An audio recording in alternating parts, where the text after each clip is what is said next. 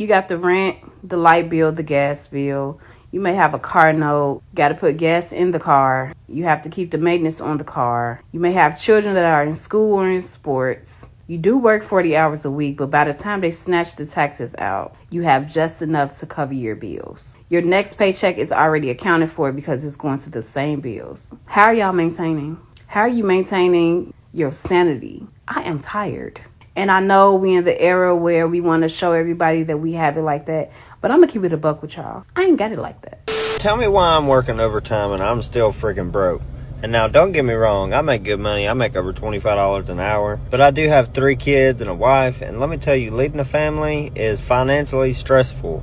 I work all the overtime I'm allowed to get. Anytime I can get any overtime, I always work it. But no matter how much overtime I work, it doesn't seem like this paycheck to paycheck thing will ever end. And that's just something that I deal with and I kind of internalize and I don't talk about. But I can't be the only one that feels this way, right? Yo, what does it mean to live paycheck to paycheck? Because I'm an engineer, I make okay money, but all of my money is attributed or going somewhere, right? Like I have bills to pay, I have loans to pay back, I have, savings account that get a little money towards them. I have 401k investments. I also have like a health savings account, like all that stuff. So by the end of the month, I really don't have that much money left. And I'm really looking forward to my next paycheck. So even though I have money saved for an emergency, or I could liquidate some investments for an emergency, like I still kind of need my next paycheck, right? Like, so am I still living paycheck to paycheck, or does it mean, or living paycheck to paycheck just means you have enough money just for the bills and nothing else? You don't really have money to save up or invest it? Because in that case, then yeah, I guess I don't live paycheck to paycheck. But it's so interesting because like even as me, somebody who makes like okay money, I still feel the pressure of the economy. Like it's pretty wild. Maybe that's my fault. I'm so tired of living paycheck to paycheck. I haven't gone grocery shopping in probably a month. We have like no food to eat for dinner except for like mac and cheese and ramen. I have $300 electric bill that's overdue. My phone bill's overdue. I just gave my husband my last paycheck from last week so we could pay the mortgage 2 weeks late. And in 10 days or 11 days, the mortgage for next month is due. Am I the only one who feels like I will never stop living paycheck to paycheck? The economy we live in is trash. The jobs we work for are trash. They pay you the bare minimum, but want you to show up and give your 110%. How does that work? I make $150,000 a year as a single income earner. I live paycheck to paycheck. I have no retirement. I have no savings. And it sucks. I just paid my rent, right? And I'm so happy I got my rent paid. But for some reason, I still have an unsettling feeling. And I think it's because I used my whole check to pay my rent. Now I have to go 2 more weeks without money. And my phone bill is due tomorrow. You see what I'm saying here? You see what I'm trying to get at here? That is the true definition of living from paycheck to paycheck. I just literally pay bills. I can't do anything else. I can't even buy me a bottle if I wanted to. And I'm trying to figure out, I know how it got like this because it seems like a lot of places have stopped paying their employees. Like, my job doesn't pay me overtime anymore. Like, I literally went from being able to make up to $2,000 to now I can, barely make $1,000. So, I can make over $1,000. I'm not saying, but it's at the cost of, overworking myself. And I'm not going to keep overworking myself just for a little $1,500-$1,600 check. I'm not doing that. Yeah, when it comes to employment, one of the big benefits of being like a salaried, no, not a salary, the opposite, an hourly employee, is that you may be able to get overtime and it can make a big difference in your day-to-day life and between living paycheck to paycheck or not living paycheck to paycheck. And so she's basically saying that. And so because the economy is tough right now and because inflation is how it is and because interest rates are how it is, companies are kind of scaling back and they're not offering as much overtime to some people. I will say that she says the companies aren't paying as much anymore. I don't think that's the case. I think they're still paying what they've been paying. It's just now that things are a lot more expensive. So what used to get it done is no longer getting it done. And I'm honestly very baffled at the amount of money that we make for the amount of work that we do. I still haven't heard back from the other job. They keep telling me I'm still trying to get cleared. And I'm like, how? When I should already be in the system. I literally work for your sister company. I can't even bask in the moment of knowing that I paid my rent because one, I had to use 4 different loan apps. That's what I did when I got this apartment. I used loan apps because I was still short from paying the move-in fee and the first month's rent. So I have to wait till my pay bills back up to pay those back. And then when I pay those back, I'm completely broke. Like, I don't have anything behind that. I literally have to wait 14 days for another check, and I will still be broke because I will have to pay back my pay, and I'm about to cut that feature off so I never have to deal with it again. So that's already half of my check gone. And then I have to pay for like my afterpays. That's the thing about living a little bit lower income, is that you get into this vicious cycle to where you don't have enough to cover things. So then you have to borrow money at a high interest rate. And once you do start doing that, it's a vicious cycle that you can pretty much, I won't say never, but it's very difficult to get out of. Now, obviously, this is Captain Obvious, but it sounds like she has an income problem. And again, like I said before, she was making more with the overtime, and now she's not. So it sounds like she's trying to get a second job, which is good for her. Kudos to her for doing that. Because obviously, she needs to find a way to make more money because she's already in this sinking hole. There's no way for her to kind of save herself out of it because she has no money left to save. You know, she just needs to earn more income like a lot of people do. I'm assuming she's single. That's another thing. A lot of people now are single and living on incomes that aren't sufficient to support the lifestyle they want or that they need. And a lot of times they're living in higher cost areas. So it's a big snowball effect. It's ridiculous. It's crazy. And I'm just really sitting here thinking to myself, like, wow. Like, I'm like in shock. Like, I keep thinking, like, you know, people in Asia, they literally pay their rent and still got a bottle to go out and go get some soju and pork belly.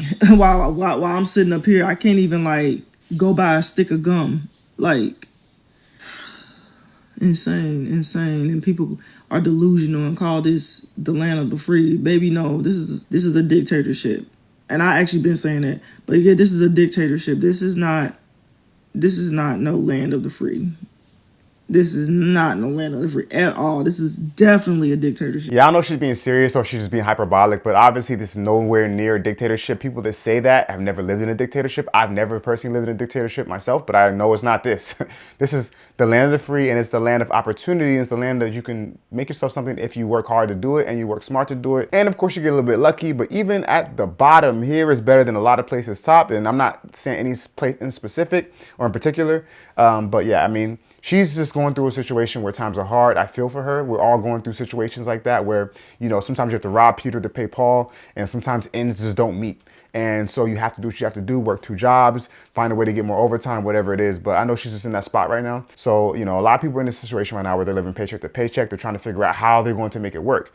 I don't know if she has kids or not, but imagine being in this position, but with kids.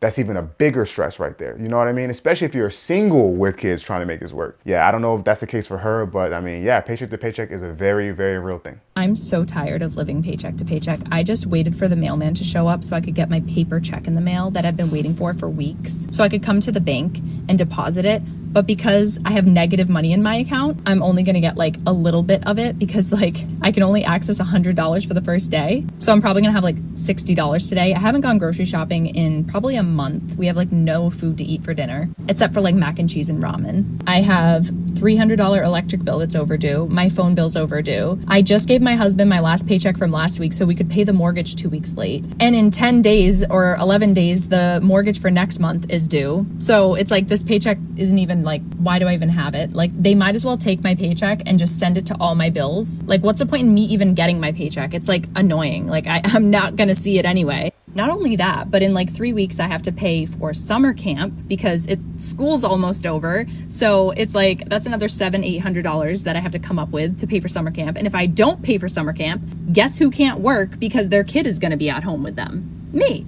So obviously that's going to be like a major to do. Like I can't not pay summer camp. Not only do I have a personal loan and medical bills up the wazoo, like literally I have like a bill for like $3,000 from the hospital. I have like an $8,000 personal loan that was a consolidation loan from like a bunch of loans that I had. I haven't paid them in like 7 months. I owe them so much money. They call me like twice a day, dude. Collections calls. And all I'm doing every day is doing my best. And I literally can't get ahead.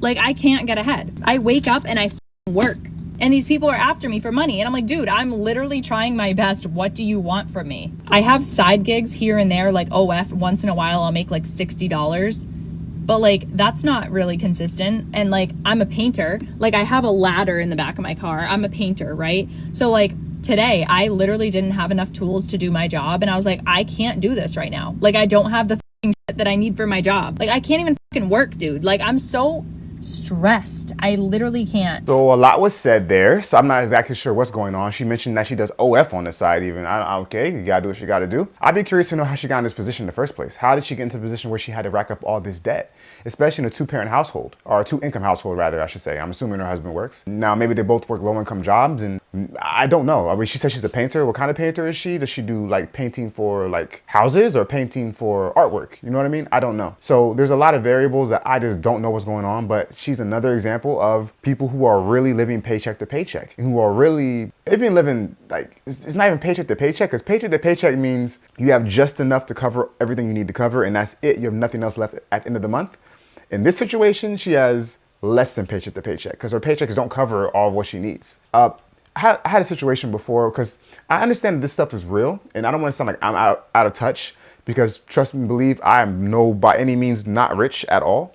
But I'm not in a position where I'm living paycheck to paycheck, thankfully. So I forget that this exists sometimes until like I cover some of these videos. Or I had a situation not too long ago where I went out to dinner with someone, I believe, and I covered I think someone covered the bill, and we all had to like send money to the person who covered it. And I think I may have covered this person, or she covered me, or whatever. I can't recall, but I remember I was going to pay them back. And when I went to pay them back, they told me not to send it to their Cash App or their Venmo. No, Zelle. One of them. I think it was Zelle, because Zelle was attached to their bank account. And they told me the reason why not to send it to their Zelle is because Zelle would take it because they were in the negative. So then I asked them, okay, can I send it to your Cash App? Same situation. Don't send it to my Cash App. My Cash App is in negative. I won't see the money. So I had to wait until either I think I gave them cash, or they told me like a month or two down the line when they had their situation fixed to send them the money. Which in a moment I'm like, wow, I forget this is a thing. Or I had someone who they told me they had to purposely use their company card and then pay it back later because they didn't have enough on their personal card. Point is, like, people are really out here living paycheck to paycheck, and sometimes you might forget, because not everyone is out there struggling like that, believe it or not. I know sometimes it seems like everyone is, and a lot of people are. But when I hear stories like that, I'm like, wow. And stories like this even, I'm like, wow. Especially like, sometimes I'm like, okay, well, a lot of times I hear people complaining they're single. And so I'm like, okay, yeah, right now this economy is not set up for a single person. But she is not single, she has a husband. However, she has kids, and I think more than one. So then that throws a wrench into it. So it's just like, it's difficult. Long story short, it's difficult. And paycheck to paycheck, again, is a very real thing. Am I the only one who feels like I will never stop living paycheck to paycheck? The economy we live in is trash. The jobs we work for are trash. They pay you the bare minimum, but want you to show up and give your 110%. How does that work? These houses, they want you to pay $1,000+ for rent, and they're 1980 houses. You gotta have a deposit, last month's rent, first month's rent. Like, why do I need to pay last month's rent? I don't understand that. Car insurance, car payments, they're rip-offs. Why am I paying $300 for car insurance? I don't understand. Health insurance, skyrocket. Food, skyrocket. Like, I just don't understand how I will ever be able to afford to wake up and go hop on a plane and enjoy my best life. I just don't understand. By the time my kids get to adulthood, they're gonna have to pay to open the door to walk out of their own house. I really, really, really rather be a cockroach crawling on the ground for free than have to live this life every day. Like, I can't be the only one who feels this way.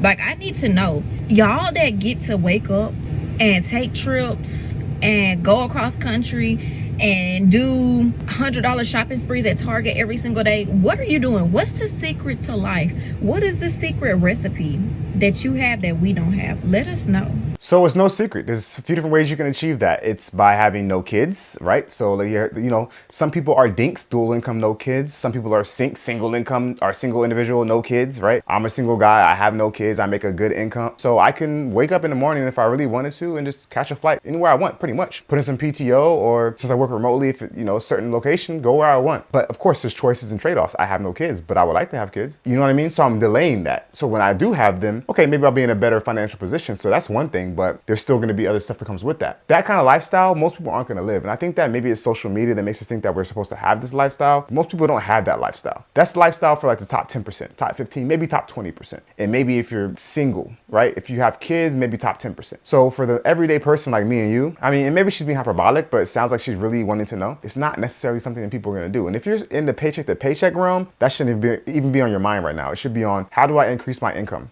Because you can only reduce your expenses by so much. So if you're in a paycheck to paycheck situation, how do I increase my income?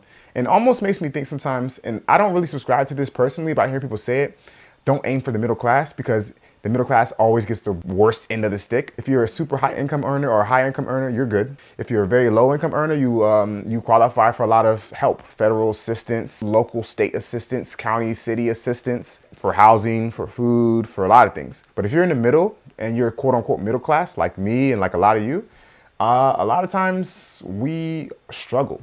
So again, I don't necessarily say aim for the bottom. I wouldn't say that, but I understand the underlying premise when people say it. So, you know, paycheck to paycheck, a lot of times, believe it or not, people think, oh, paycheck to paycheck is lower income folks, lower class, so to speak, right? I would argue, especially now with the way things are, with inflation and cost of living, I would even say that paycheck to paycheck is kind of a middle class situation, I would argue. Because you go, you work hard, you do what you're supposed to do. You clock in every day, you do your work. And at the end of the month, you're left with not much, depending on where you're at, what you do, who you have to support, etc., versus someone who gets government assistance or someone who makes a lot of money. I make $150,000 a year as a single income earner. I live paycheck to paycheck. I have no retirement. I have no savings. And it sucks. And I work 24/7. Farm Girl Nerd here has a great quote though. She says, "You must gain control over your money or the lack of it will forever control you."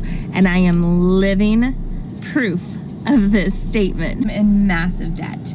And it was not overnight. It happened over an 11-year span. When I tell you that I live paycheck to paycheck, it is not an exaggeration. This is why budgeting is so important. I was in an abusive relationship for many years and I was controlled. Budgeting feels very controlling to me, when in reality, all it is telling you where to put your dollars.